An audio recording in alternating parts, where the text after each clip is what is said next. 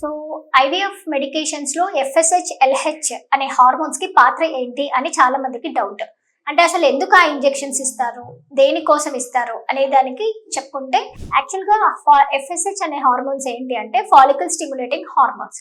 అంటే ఎగ్ పెరుగుదల పెంచడానికి ప్లస్ దాంతో పాటు నంబర్ కూడా పెంచడానికి, ఒకటి రెండు కొంచెం ఎక్స్ట్రా పెరగడానికి కూడా వాటికి కొంచెము బయట నుంచి సపోర్ట్ వస్తే మాత్రం మనకి ఆ టైంకి మంచిగా సైజు పెరిగి దాంతో పాటే మంచి ఫాలికల్స్ ఫామ్ అయ్యే ఛాన్సెస్ ఉంటుందన్నమాట.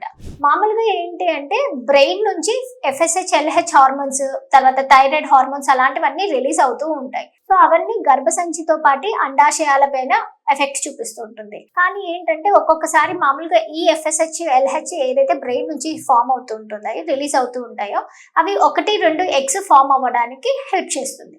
అదే మనం బయట నుంచి ఎక్స్టర్నల్ గా మనం ఇంజెక్షన్స్ అనేది ఇవ్వడం వల్ల ఏమవుతుంది, ఎక్కువ నెంబర్ ఆఫ్ ఫాలికల్స్ పెరుగుతాయి అనమాట.